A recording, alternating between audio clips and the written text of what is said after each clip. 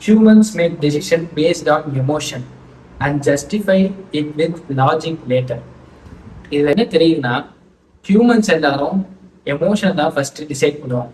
அதுக்கப்புறம் தான் அதை லாஜிக்கலாக யோசிப்பாங்க. இதுதான் இன்னைக்கு கோரான சப்ஜெக்ட். மணி எப்படி சம்பாதிக்கலாம் இந்த கோர்ஸ் சொல்லுங்க, அதெல்லாம் நான் சொல்ல போறது. மணியினுடைய core philosophy, core psychology and it's emotion behind it. அதை நம்ம புரிஞ்சுக்கிட்டோம்னாலே மணி எப்படி மேக் பண்றது நமக்கு ஈஸியா புரிஞ்சிடும். அதான் பத்தி இன்னைக்கு நம்ம பார்க்க போறோம். Well, let's get to the video. First of all ஒரு எக்ஸாம்பிளோட ஸ்டார்ட் பண்ணலாம். Let's take Red Bull. ரெட்புல்லோடைய இன்ஸ்டாகிராம் பேஜோ சோசியல் மீடியா ஹேண்டிலோ எல்லாத்தையும் நம்ம பார்த்தோம்னா ரெட்புல்லோடைய இன்கிரீடியன்ஸ் பத்தியோ அந்த ரெட்புல்ல என்ன கலந்துருக்காங்க அதை பத்தியே இருக்காது. ரெட்புல் அந்த இன்ஸ்டா பேஜ் போய் பார்த்தோம்னா, திரும்ப சொல்லிட்டு இருக்கேன், ரெட்புல்லோட இன்ஸ்டா பேஜ் பார்த்தோம்னா அவங்க எப்படி அட்வென்ச்சர் பண்றாங்க, அவங்களுடைய ஸ்டண்ட் வீடியோ அதுதான் மேக்ஸிமம் இருக்கும். ஏன் அவங்க அவ்வளோ பெரிய கம்பெனி அவங்க ஏன் அதை பண்ணணும்? ஏன்னா தே நோ த கேம். அவங்களுக்கு என்ன எமோஷன் தான் விற்கணும் அப்படின்னு அவங்களுக்கு தெரியும். இவங்க என்ன எமோஷன் விற்கிறாங்கன்னா அட்வென்ச்சர். ரெட்புல்ல குடிச்சா நீங்க எனர்ஜெட்டிக்கான ஒரு பர்சனா இருப்பீங்க, அட்வென்ச்சரஸான ஒரு பர்சனா இருப்பீங்க. அந்த எமோஷனை தான் ரெட்புல் செல் பண்றாங்க. அதே தான் இந்த same goes for iPhone, iMac எல்லாருமே இதே கான்செப்ட்ல தான் போகுது.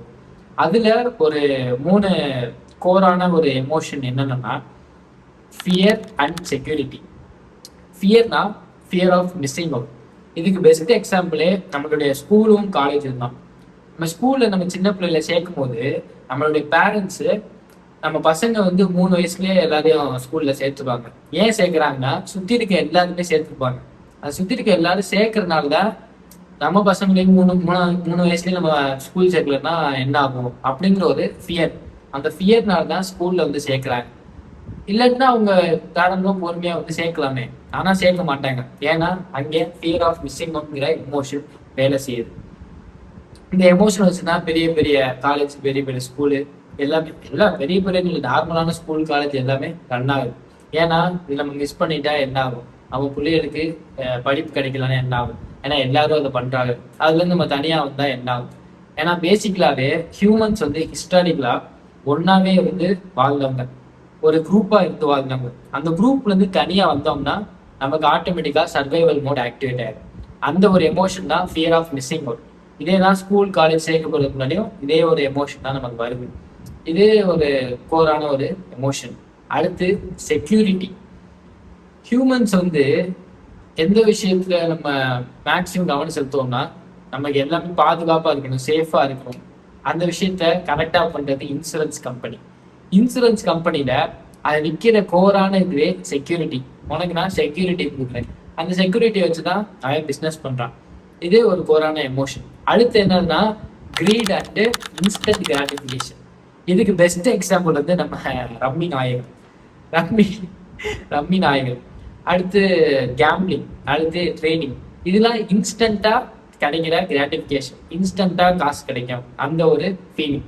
அடுத்து கிரீட்னா பேராசை. இன்ஸ்டன்டா நமக்கு காசு கிடைக்கும், அதே மாதிரி நிறைய காசு கிடைக்குங்கிற பேராசை. இதை தான் அவன் செல் பண்றான். இந்த எமோஷனை தான் அவன் செல் பண்றானே தவிர அந்த லாஜிக்கை அவன் செல் பண்ணல. இந்த எமோஷன் தான் நம்ம வாங்குவோம்.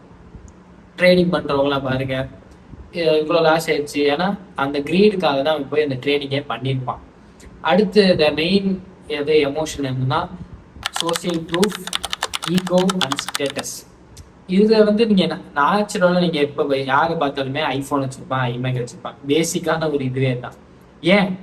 ஏன்னா அது ஒரு ஸ்டேட்டஸ். அது வச்சிருந்தா நம்ம ஒரு லக்ஸரி ஃபீலிங் கொடுக்கும், நம்ம எல்லாரும் ஒரு பணக்கார ஃபீலிங்க பார்ப்பாங்க. இதுதான் அதனுடைய எமோஷன். நான் என்னுடைய இதே சொல்றேன். எங்க அப்பா பிசினஸ் பண்ணிட்டு இருக்காரு. நான் 12th படிக்கும்போது எங்க அப்பா பிசினஸ் மேன். அவரு ஒரு நாள் என்னை மீட்டிங் போட்டு போனாரு. மீட்டிங்ல எல்லாரும் ஐபோன் வச்சிருக்காங்க, பயங்கரமா கார்ல வராங்க, இப்பெல்லாம் சூப்பரா பந்தாவா வராங்க. எங்க அப்பா வச்சிருக்கிறது ஒரு சாம்சங் போன், ஒரு பழைய சாம்சங் போன். நான் வீட்டுக்கு வந்தோடனே சொல்றேன், என்னப்பா உங்களை விட பிசினஸ் கம்மியா பண்றவங்க எல்லாம் சூப்பர் போன் வச்சிருக்காங்க, கார்ல வராங்க, நீங்க என்ன சாம்சங் யூஸ் பண்ணிட்டு இருக்கீங்க அப்படின்னு நான் சொல்றேன். சொன்ன உடனே போய் ஐபோன் 13 Pro Max வாங்கிட்டு வந்துட்டாரு. என்னடா நீ புரிஞ்சுக்க வேண்டியது என்னன்னா அதுக்கு முன்னாடி வரையும் அவர் ஐபோன் ஒரு பொருட்டாவே எடுத்துக்கல. நான் எப்ப இந்த இமோஷனை ட்ரிகர் பண்ணேனோ, இந்த எமோஷனை எப்ப நான் ட்ரிகர் பண்ணேனோ அவர் போய் வாங்கிட்டு வந்தாரு. அந்த எமோஷன் என்ன? Social proof, ego and status. இந்த ஒரு கோரான எமோஷனை நான் ட்ரிகர் பண்ணனால அவர் அந்த விஷயத்த வாங்கிட்டு வந்துட்டாரு. அதுலதான் இப்ப நான் வீடியோ எடுத்துக்கிட்டு இருக்கேன். இதெல்லாம் ஒரு கோரான ஒரு எமோஷன்ஸ். இந்த எமோஷனை அண்டர்ஸ்டாண்ட் பண்ணாலே காசு எப்படி வேலை செய்யுது, காசு எப்படி மற்றவங்கள்ட்ட இருந்து புல் பண்றதுன்னு நமக்கு தெரியும். நல்ல விதமா எப்படி அட்ராக்ட் பண்றது நமக்கு தெரியும். அடுத்து ஹவு டு மேக் மணி. இந்த இதுல நான் வந்து இந்த பிஸ்னஸ் பண்ணுங்க, எப்படிலாம் பண்ணா காசு சம்பாதிக்கலாம், இது பண்ணுங்க அது பண்ணுங்க அப்படிலாம் நான் சொல்ல போறது இல்லை. ஏன்னா உங்களுக்கே அந்த ஆன்சர் தெரியும். பிகாஸ் இந்த மாதிரி வீடியோ ஒரு 100 வீடியோ கிட்ட நீங்க கண்டிப்பா பார்த்துருப்பீங்க. பிஸ்னஸ் எப்படி பண்ணலாம், மணி எப்படி ஜென்ரேட் பண்ணலாம், இந்த மாதிரி எக்கச்சக்கமான வீடியோ பார்த்துருப்பீங்க, எக்கச்சக்கமான ரீல்ஸ் பார்த்துருப்பீங்க. அது எல்லாமே உங்க மைண்டுக்குள்ள ஸ்டோர் ஆகி தான் இருக்கு. நீங்க எப்ப அந்த விஷயத்த நம்புறீங்களோ அப்பதான் மைண்டுக்குள்ள இருந்து அந்த விஷயம் வரும். மைண்டுக்குள்ளதான் இருக்கு. இப்ப நீங்க அதை நம்பாம லெட்ஸ் சே உங்களுக்கு எல்லாமே தெரியும், உள்ளதான் இருக்கு, எல்லாமே ஸ்டோர் ஆயிருக்கு, ஆனா கான்சியஸா உங்களுக்கு தெரியாது. நீங்க ஒரு விஷயத்த நம்பாம இருக்கீங்கன்னு வச்சுக்கோங்க, காசு மேக் பண்றது கஷ்டம். ஏன் கஷ்டம்னு சொல்றேன்னா, நம்ம சின்ன பிள்ளைல இருந்தே வளர்ந்ததே அந்த மாதிரிதான். காசை வச்சு விளையாட்டோம்னா, காசை வச்சு விளையாடுறியா, என்ன ஆகுது, காசை வச்சுலாம் விளையாடலாமா அப்படியே சொல்லி நம்ம பிராட்டப் ஆயிருப்போம். காசா அது ரொம்ப கஷ்டமான விஷயம், காசா அது ஒரு ஈவில் திங், அதான் வந்து கெட்டவங்க தான் வச்சிருப்பாங்க. இந்த மாதிரியே நம்மளை போர்ட்ரே பண்ணி சினிமாலையும் சரி எல்லாத்துலயும் சரி இந்த மாதிரியே போர்ட்ரே பண்ணி காசுங்கிறது ஒரு கஷ்டமான விஷயம், அது ஒரு ஈவனான விஷயம் நம்மளை நம்ப வச்சுட்டாங்க. அதுதான் ரியாலிட்டி. இப்ப நீங்க ஆட்டோமேட்டிக்கா உங்க பிரெயின்ல காசு கஷ்டம், காசு மேக் பண்றது கஷ்டம் அப்படின்னு நீங்க நம்பியிருப்பீங்க. அதனால அந்த விஷயத்த கஷ்டம் நினைக்கிறனாலவே அந்த விஷயத்த நீங்க கஷ்டமா நினைச்சு பிரெயின்குள்ள இருந்து எந்த ஒரு இதுவுமே ஐடியாவும் வராது. இப்ப நான் வந்து அசால்ட்டா சொல்லிடலாம் அந்த பிசினஸ் பண்ணுங்க அப்படின்னு சொல்லிட்டு ஒரு பாத்தை காமிச்சிடலாம். பட் அந்த பாத்துல உங்களுக்கு தேவையில்லை. ஏன்னா உங்களுக்குள்ளே அந்த ஆன்சர் இருக்கு. That is reality.